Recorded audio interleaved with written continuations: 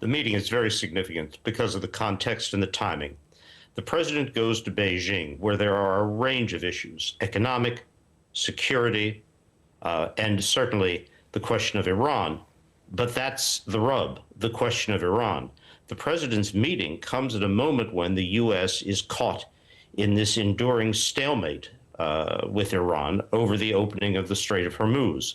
Now, China has a strong interest in seeing the strait opened. 80% of Iran's exported crude goes to China. China needs it. There's no doubt that the president will raise the issue of Iran and the strait with Beijing.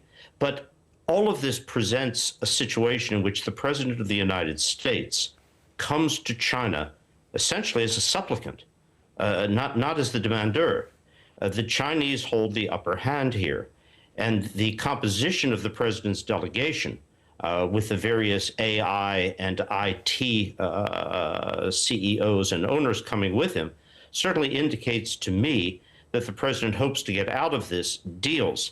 This is a far cry from where the administration and the president started, going back to April of last year. Tariffs, punitive measures on China over fentanyl, over tech, over trade barriers, and there are indeed trade barriers. Things have shifted dramatically, and they've not shifted in the favor of the president's position. So what can we realistically expect from this visit? I think you can expect that the Chinese will indeed indicate to the president that they also wish to see a cooling of tensions in the Gulf. They want to see the Strait of Hormuz opened. They want to see dialogue. These are classic calls by the Chinese. Are they willing to apply pressure to Tehran, to the regime, to get to those ends? The Chinese, I suspect, in their own way, are signaling to the Iranian leadership that they want to see the strait open. But the Iranian leadership is likely to be as resistant to those Chinese calls as it is to the U.S. and other international calls.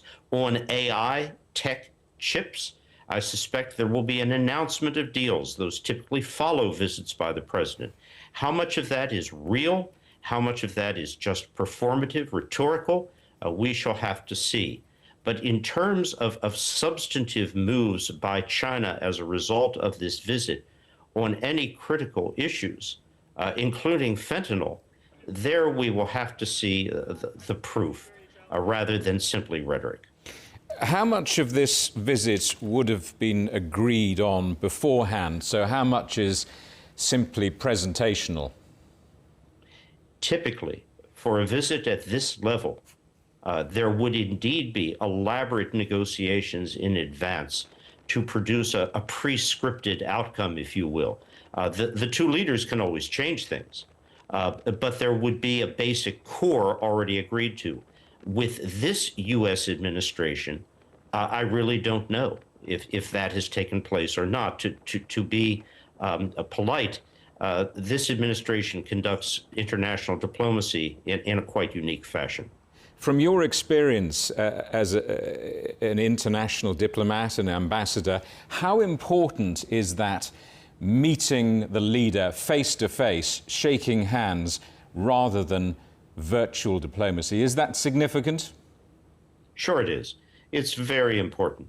But it's important that that face-to-face meeting, the shaking of hands, is accompanied by a detailed agenda, by a strategic approach, and by the U.S. side, for which I can speak, knowing in advance what it wants, what its priorities are, and what it's prepared to settle for.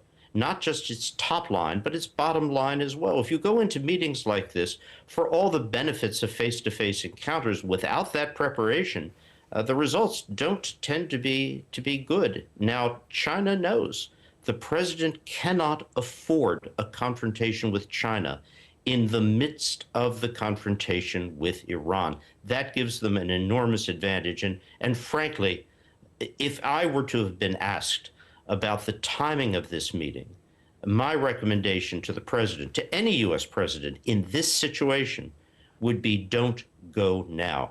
You go in a weaker position and China in a strengthened one. Let's pick up that point. What does Trump need to get out of this visit? something other than the appearance of failure, to put it bluntly. His minimal need is to be able to somewhat credibly present the outcomes as a positive success, and not something driven by Chinese priorities, Chinese demands to which he has acceded. I suspect the rhetorical gloss by both sides on this meeting will be more performative than substantive. What's the most important thing that could come out of this discussion? Very frankly, the most important thing is China acknowledging that the closure of the strait is a problem for them as a global trader, as well as for the international market they trade to, and some action on that part. But again, whatever China's willing to do, the ability to impact this Iranian regime is going to be limited. Mr. Ambassador, thank you.